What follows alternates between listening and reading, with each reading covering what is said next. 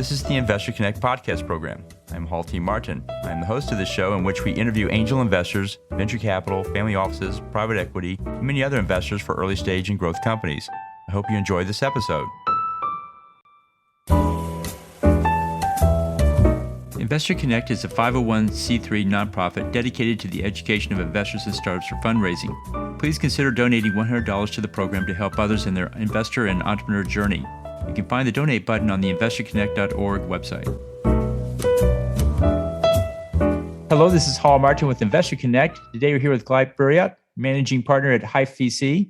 HIFE VC is a venture studio searching for local talents or teams to build or develop businesses in areas of medtech, finance, agritech, edtech, and digital transformation. Glib, thank you for joining us. Thank you for having me. So tell us more about your background before investing in early stage companies. Yeah. We have a very vast background among our partners. There are three partners, me, Yelena, and Andrei. I'm more from academia. I'm a PhD.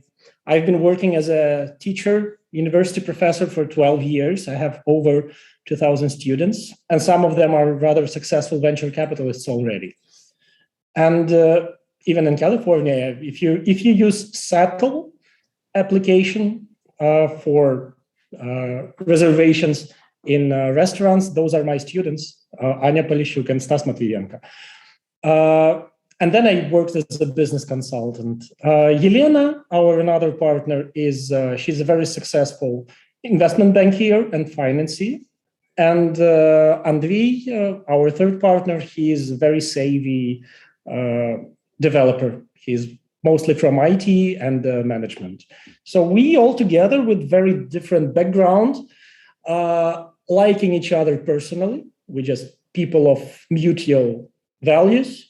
We thought that Ukraine lacks some venture business companies, and we decided to start something of our own. And last year we launched, and well, that was quite, I wouldn't say successful yet, but it was a very intense year. And over not a full 12 months, we managed to launch a venture studio, raise money, and land a couple of companies, and even launch our own projects.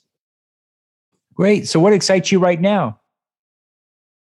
Right now, I'm mostly excited about opening Ukraine to venture business because, Ukraine has been on the news lately and not on the bright side. But we still have a very nice IT heritage. We have a huge labor market. And you know that Ukrainian IT engineers, they are very successful in outsourcing, but not in business development. So we try to open Ukrainian business ventures to the globe. So to fix all those talents that we have, to shape them into bankable companies and then attract foreign investment to them. Well, we have our own investment, but I believe that becoming global, you need to attract foreign capital. And this is what excites me a lot. And I start believing, like I had a kind of a shift in my mindset, that it's not about money, it's about networking. It might sound obvious to you, but it definitely is not obvious for modern day capitalists. That it's not about money, it's about constant communication, and financial integration is built on values and attractiveness of the business, not on the financial side, but on the impactful side. And this is what excites me at the moment. We see a lot of investors and a lot of startups in the Ukraine. What's your advice for people investing in startups in the area? What do you tell them to do before they write that check? I will be frank. I suggest you don't invest passively. I value Ukrainian talents, but we have a lot of blind spots, and we do need some business education mostly. And there are some childish mistakes businesses do, unfortunately. So being complete professionals in terms of technical expertise or marketing expertise, people, they lack some business savvy. And I suggest that foreign investors, I mean foreign in terms of Ukraine, international, let's call them international investors, they would be of huge help investing money into Ukrainian businesses and talents and educating them how to manage business internationally, because we still have our local focus generally, and it differs a lot from international principles. Not in terms of moral values or something, just in terms of vision. I believe we lack that nationally. And one of the goals of our studio was to spread this vision for Ukrainian ventures. And in case you're a foreign investor looking for Ukrainian startup, I firmly believe that you will find all the talents you need, but you should maybe sometimes even babysit the businesses for them to succeed. Right. And on the other side of that table, what's your advice for people running startups? What do you tell them to do before they go out to raise funding? Homework. Always do your homework. There are only four questions a proper investor might need. Well, do you have a team? Is this team capable of delivering a product? Does the market need this product? And how are you better than the competitors? So it's just team, product, market, and competitors. So just answer those four questions. And if you have unit economics above zero, well, I think you will be fine. But even those simple questions, they are not obvious for many startups, unfortunately. Well, great. Let's talk about the state of investing in startups in the Ukraine. How is the industry evolving so far? Well, the world is flooded with money, you know that. All the quantitative easing stuff, well, it boosted venture capitalism globally, same in Ukraine. So there are a lot of money. There are a lot of projects. I should say there are much more money than there are projects. And I see that people started switching from their day-to-day job to entrepreneurship. And I don't have the data right now, but I can say that the numbers are growing rapidly. And well, it's not as if Ukraine is just one business environment. We have multiple business environments. Like we have old school, traditional businessmen doing their business in such sectors as industry, agriculture, some traditional services, finance. Mostly our investors are from this area. So they don't have this fake it till you make it vision. So they would rather want some stable businesses, no matter they are adventure ones. On the other side, there are a lot of wild money brought by this cryptocurrency boom of recent years. There are a lot of Ukrainian businessmen, Ukrainian investors who raised a lot of money on ICOs, on crypto farming. And those are completely different investors, and they shape completely different markets. And there is the other investors are just some successful companies like Genesis or Reface. Those are Ukrainian companies who raised money from some Anderson Horowitz or other funds. And now they are building their communities here, like Kasavan from Makpo. He's Ukrainian. He's also making his venture fund. So I think there are like multiple flows, venture capital flows with different backgrounds and different cultures. And they all are mixing and boiling and doing something, I hope, something beautiful here in Ukraine. Great. And so what do you think is the biggest change we'll see in, say, the next 1 to 2 years in the startup space in Ukraine?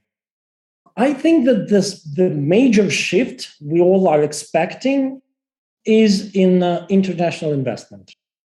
Because right now, international investors, they are a bit cautious about Ukrainian market, and that is true. Ukrainian consumption market is really small. Like economically, we're a small country. We might have a large population, large area, but Ukrainian economy is not a major one. It doesn't reflect all the talent and possibilities that we have, for sure. And international investors, as you know, they care about their local markets. So you have to be on American markets to attract American investor. And in this case, Ukrainian business entities, they are mostly viewed as outsourcing. So guys, we already have our marketing, our biz dev in San Francisco or in Munich or anywhere.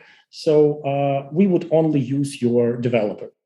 However, if those investors would attract those teams into the business environment of their domestic markets, I think that will be a huge shift. And this is already happening because companies, they are growing, their mindset is growing, they are becoming eager, hungry, and they wanna do business, not only code the lines of something. Great. And So I expect that to be in a couple of years. I see. So let's talk about your investment thesis for your fund. What exactly is it, and what's your criteria for making an investment?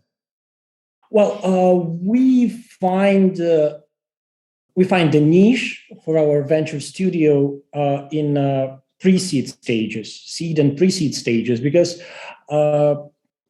well, the market is very competitive on Series C, Ds, or on some stable companies, and there is a bloodbath on the seed stages because of huge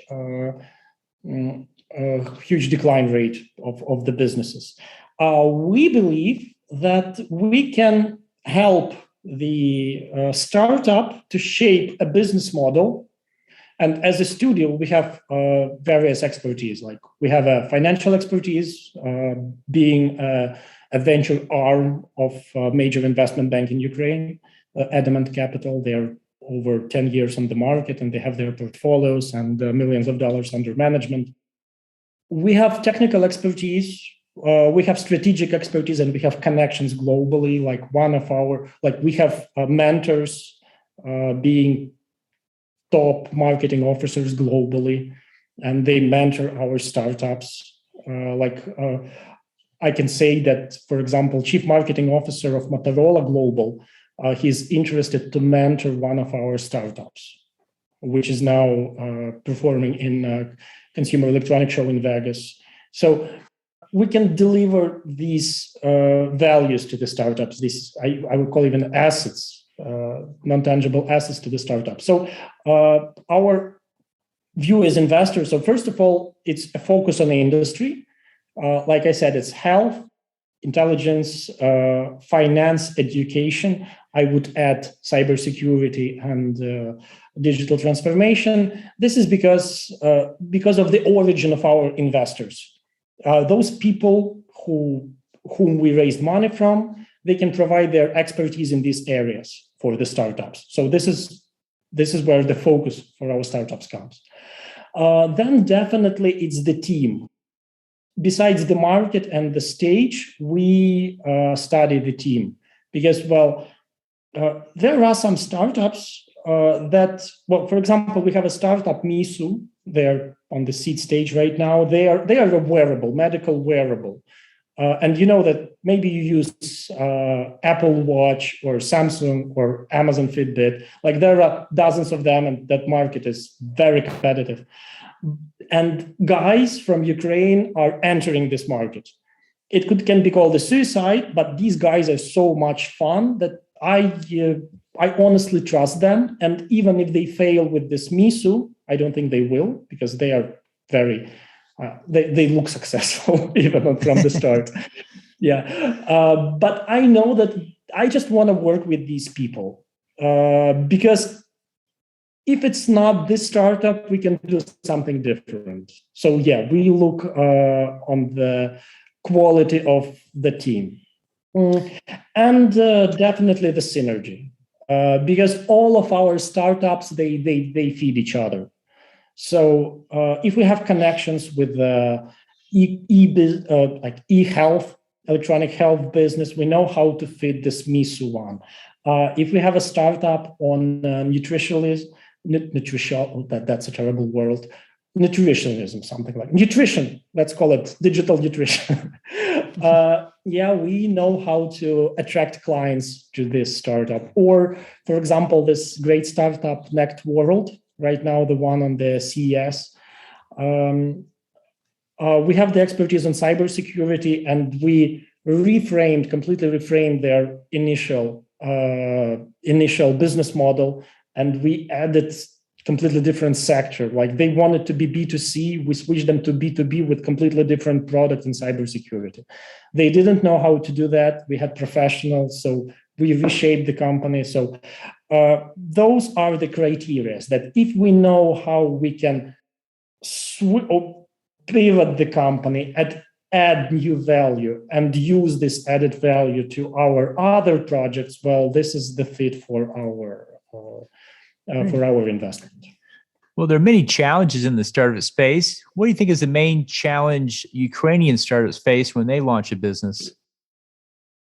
I think the main challenge, it is lack of.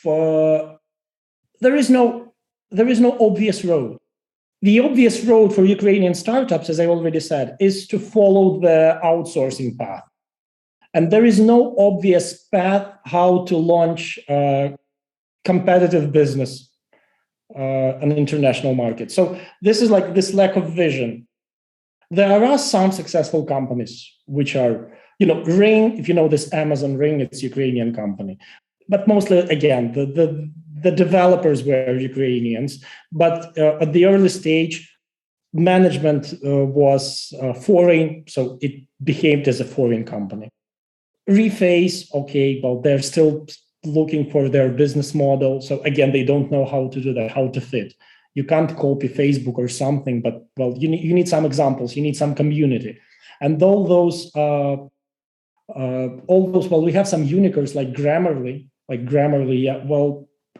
they're very bright and they're so cool. I'm fond of those guys. But they don't seem very integrated in the Ukrainian IT community. I think that people don't need money Grammarly have. People need vision and the path that Grammarly paved. So I think this is the challenge. Like we don't have a paved road to develop business. That's the major challenge. Money, professionalism, market fit, all that's secondary. I think we just need to believe that it's possible. Right. And then what do you think is the main challenge the Ukrainian investor faces in funding Ukrainian startups? What do you see them struggle with the most? I wouldn't call that a challenge. It's a pleasure. It's a pleasure. Yeah, I do enjoy that. Like the second day after New Year, it's holidays, and they keep on emailing or communicating with the startups, and it's like it's a pleasure because you're building something. So it's a blessing to build something. Maybe, like each blessing, it's a challenge that you're doing something new. You're developing the market. And it might be challenging not to view venture capitalism as a traditional business. Well, yeah, maybe there is a challenge to explain to those people whom you raised money from that this is not 1-0 industry. This is not agriculture. This is not food delivery or some traditional business. This is something new, and we need to look for additional business models. Yeah, I think this is the challenge, searching for business models because they differ greatly from what people got used to here. Well, you see a lot of different sectors and applications in the Ukrainian market. If you had to pick one or two that you think are really good immediate opportunities to pursue today, what would you put at the top of the list? Cybersecurity. I think there are two countries are way ahead of everyone. That's USA and Israel, and you can't beat them. They're great. Like we have some mentors from Israel, and those guys, well, they They just are terrific in these terms. But besides that, Ukraine is very competitive. And, as a country in war, hybrid war, or whatever you call it, we have a lot of cybersecurity challenges here. And we have a lot of professionals in terms of cybersecurity here. And this being a growing industry, we have a lot of skill and talent in terms of cybersecurity. Then I believe those are all the agriculture-related tech. Agriculture-related tech, well, I think we have a very good potential. Right now, we're looking for the automated piloting drones, because, well, we have the tradition of plane building and even space industries here in Ukraine. And you might have heard of Firefly company recently bought out from Max Polyakov by the US government, US investors. So all those non-human piloting objects, well, they also have a huge potential here in Ukraine. Like, we have technologies, we have expertise. So those are sectors where everyone is striving to be there, but there is very little expertise. So drones, cybersecurity, agri-tech. I think those would be top three sectors I would look on if you would want to search for Ukrainian companies. Great. Well, in the last few minutes that we have here, what else should we cover that we haven't? That's a very good question. If I can ask you a question. Yes. Yeah. I said this word today. I heard it on this Pivot podcast. That, if you might know that Pivot podcast. Yes, I do. They love saying it. Yeah, they love saying it, like, fake it till you make it. Mm-hmm. It's like there's so much money globally in the world. But what do you think? Are people ready for this balloon to pop? Like, we here in Ukraine, we haven't witnessed the .com boom you had in 90s. Yeah, because in 90s we had completely different economy. We were not that much integrated, and you had the bubble of 90s. Then you had the Great Recession that influenced us as well. Yeah, right now people are speaking openly that these things will come to an end. Well, all the crypto boom, venture business boom, all they need to level down so that we can build a healthy economy. I definitely think that this is not something Ukrainian companies ever witnessed. But what do you think about these possibilities? Are people afraid of this bubble to burst? Or is just a kind of common economy, just like it's the economy? Well, currently we're in a market that's trying to overcome the pandemic and many other issues. And so money is artificially inflated. Like you said, there's money everywhere. And you don't build the best companies when money is everywhere. You build some good companies and a lot of bad ones.